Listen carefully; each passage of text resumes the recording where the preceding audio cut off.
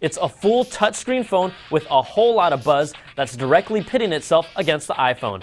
I'm Brian Tong from CNET.com, and today we've got the spotlight fixed and focused on the Samsung Instinct for Sprint. The Samsung Instinct has a candy bar design and rounded corners, and it obviously looks very iPhone-ish. It's a bit taller and fatter than the iPhone, but thinner when you measure across the front face. The touchscreen is 4.25 inches with haptic vibrating feedback, and the color and graphics look great on this guy. It's subtle, but this touchscreen works whether you press your finger on it or use a stylus or fingernail, something the ladies out there will be happy about.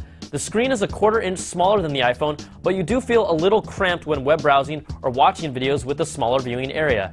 You'll have 3 buttons on the front. The home button will take you to the main screen where you'll have your favorites: the main menu, the fun menu for media and games, and the web menu for browsing or getting things like weather and news. Like many touchscreen phones competing with the iPhone, this guy is loaded with features.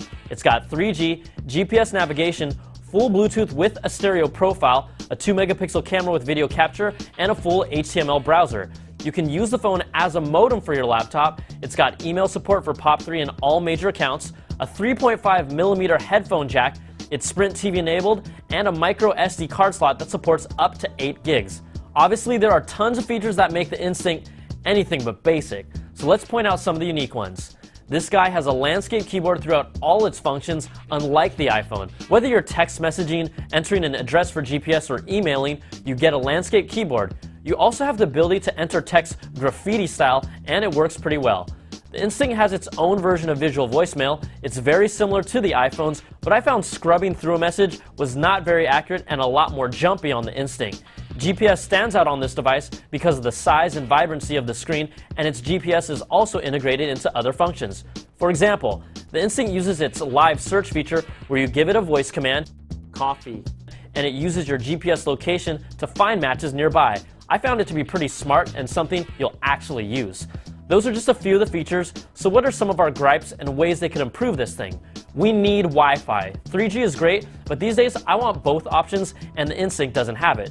There's no instant messaging on this phone, and with all its features, I'm surprised it was left out. The web browser needs some work too.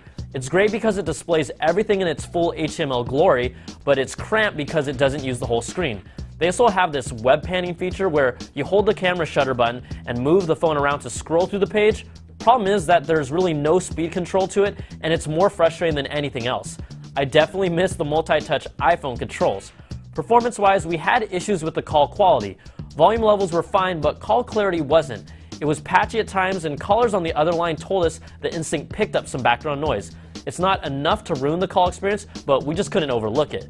Multimedia performance is mixed. The music quality sounded great for the most part, and at its highest volume levels, it did get distorted like most phones. But when I played music through its speaker, the Instinct was a lot more crisp and clear compared to the first-gen iPhones. It wasn't even close.